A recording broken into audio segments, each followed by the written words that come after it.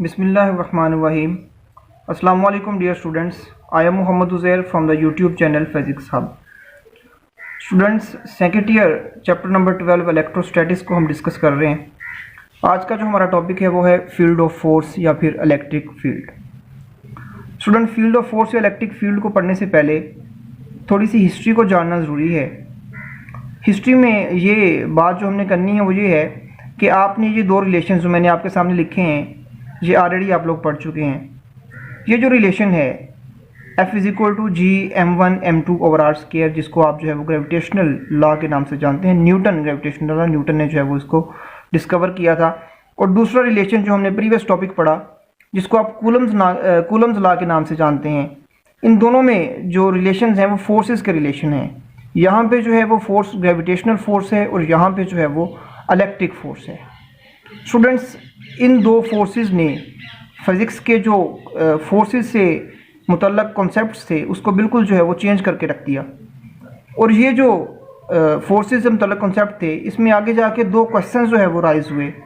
पहला जो क्वेश्चन था वो ये था, what are the origin of these forces, कि ये जो फोर्सेस हैं ग्रेविटेशनल फोर्स और जो है वो इलेक्ट्रिक फोर्स, हम मानते हैं कि ये जो है वो मैग्नीट्यूड के बारे में बताती हैं, बट इन फोर्सेस का ओरिजिन क्या है, कहाँ से आती हैं ये फोर्सेस।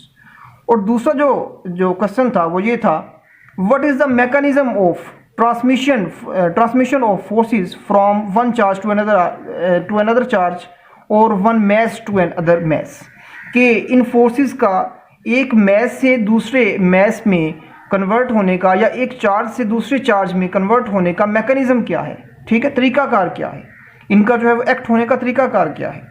तो स्टूडेंट्स, जो पहला क्वेश्चन था what are the origin of these forces, ये तो अभी भी जो है वो अननोन है। This is still unknown.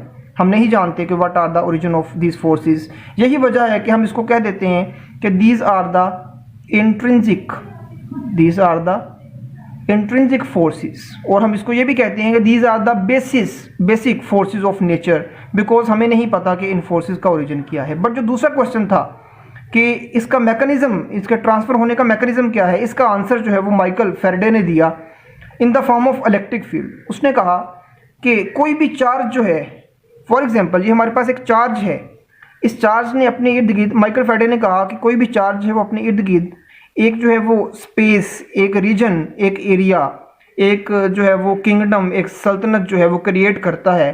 कि कोई भी जब दूसरा चार्ज उसके फील्ड में, उसके एरिया में, उसके रीजन में, उसके स्पेस में आने की कोशिश करता है, तो ये वाला चार्ज जो है जिसने अपने इर्द गिर्द फील्ड बनाया हुआ है, ये इस पे जो है वो एक फोर्स अप्लाई करता है। तो वो फील्ड, वो जो एरिया, वो जो स्पेस, वो जो सल्तनत है, उस जो है वो फील्ड को हम जो है वो इलेक्ट्रिक फील्ड या फिर फील्ड ऑफ फोर्स का नाम देते हैं। अगर डेफिनेशन की बात करें तो उसकी डेफिनेशन यही है जो मैंने आपको बताया, द स्पेस और the region around a charge in which it exert a force on the other charge. क्या है कि कोई भी जो है वो चार्ज अपने इर्द गिर्द एक जो है वो एरिया या फिर कोई फील्ड या फिर कोई स्पेस जो है वो ऐसे जनरेट करता है कि जब कोई दूसरा चार्ज उस एरिया में, उस फील्ड में लेके आया जाता है, तो ये वाला चार्ज उसके ऊपर जो है वो फोर्स अप्लाई करता है।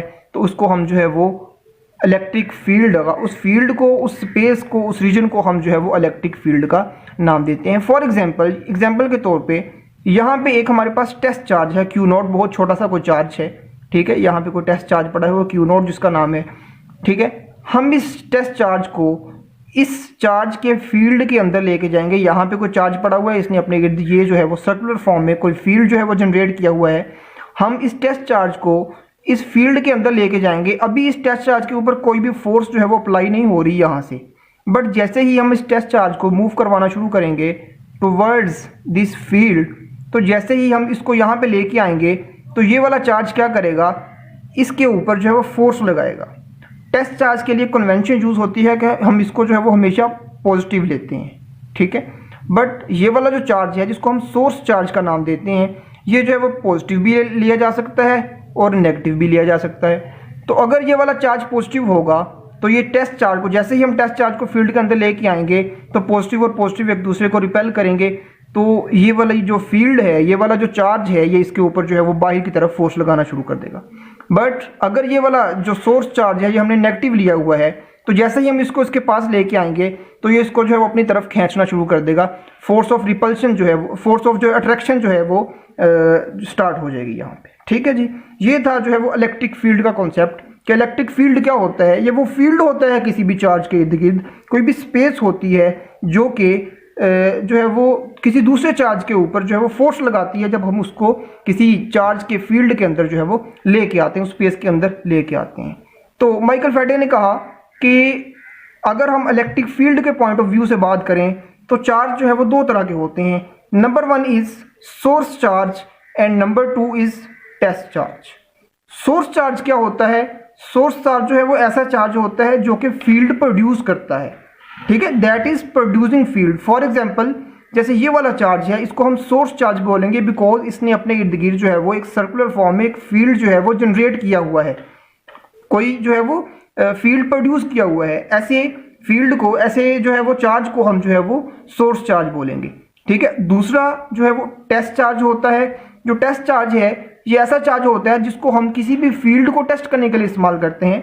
It is a charge use to test the field. ठीक है, ये वाला जो चार्ज है इसको हम जो है वो टेस्ट चार्ज के तौर पे इस्तेमाल करते हैं। यहाँ पे ये चार्ज जो है वो हमेशा पॉजिटिव लिया जाता है। तो जो है वो दो तरह के जो है वो चार्जेस होते हैं according to electric field. There are the source charge and the test charge. तो सोर्स चार्ज वो होता है जो कि फील्ड प्रोड्यूस करता है, और टेस्ट चार्ज वो होता है जो कि जो है वो टेस्ट को जो है वो किसी भी फील्ड को टेस्ट करने के लिए इस्तेमाल किया जाता है।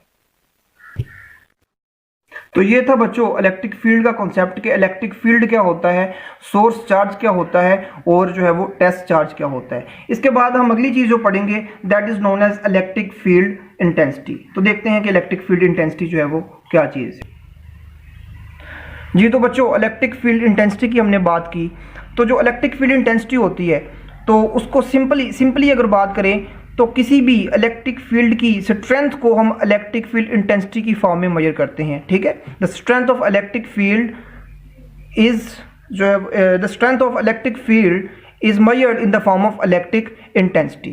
तो अगर इसको डिफाइन करें तो simply electric field is the force, electric force acting per unit charge. Electric field is the electric intensity is the electric force, electric intensity is the electric force acting per unit charge. ठीक है, यहाँ पे भी यही लिखा हुआ है, electric force acting per unit charge is known as electric field intensity.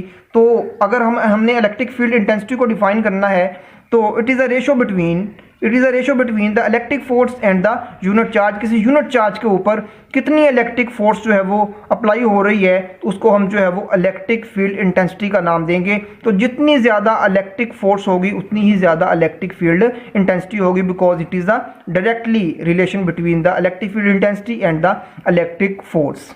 तो अगर जो है वो यहाँ से हम इलेक्ट्रिक फील्ड इंटेंसिटी का रिलेशन जो है वो डेवलप करना चाहें तो स्टूडेंट्स आप जानते हैं कि ये इलेक्ट्रिक फोर्स किसके इक्वल होती है। प्रीवियस टॉपिक जो कूलम्स लॉ हमने पढ़ा था उसमें जो है वो हमने देखा था कि जो इलेक्ट्रिक फोर्स होती है that is equal to 1/4 pi epsilon naught Q1 Q2 over r square. यहाँ पे मैं Q1 Q2 नहीं ले रहा, मैं Q1 को चार्ज Q कह रहा हूँ और Q2 को चार्ज जो है वो Q0 कह रहा हूँ, बिकॉज हमने जो टेस्ट चार्ज लिया था वो Q0 था और जो सोर्स चार्ज लिया था वो Q था। इसलिए मैं जो है वो इन Q1 को Q ले रहा हूँ और Q2 को जो है वो Q0 जो है वो ले रहा हूँ। तो अगर इन दोनों को इस्तेमाल करें तो ये जो है वो रिलेशन कैसे बनता है, तो जो इलेक्ट्रिक फोर्स होगी that is equal to 1/4 pi epsilon naught Q0 over r square. तो बच्चों अगर ये इलेक्ट्रिक फोर्स की ये वाली वैल्यू जो है हम इक्वेशन नंबर 1 में पुट कर दें तो हमारे पास इक्वेशन कैसे बनेगी। ये वाला जो Q0 है 1/Q0, ठीक है, इसको हम जो है वो बाहर ले लेंगे और इलेक्ट्रिक फोर्स की पूरी वैल्यू, ये वाली वैल्यू इलेक्ट्रिक फोर्स की यहाँ पे हम जो है वो पुट कर देंगे।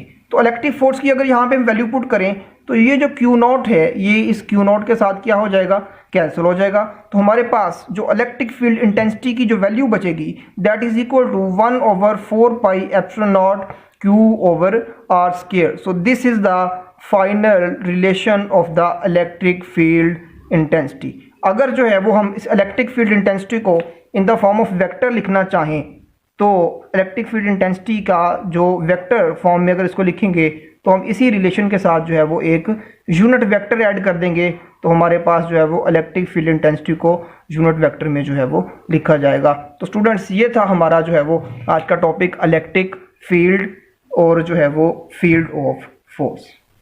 Thank you very much.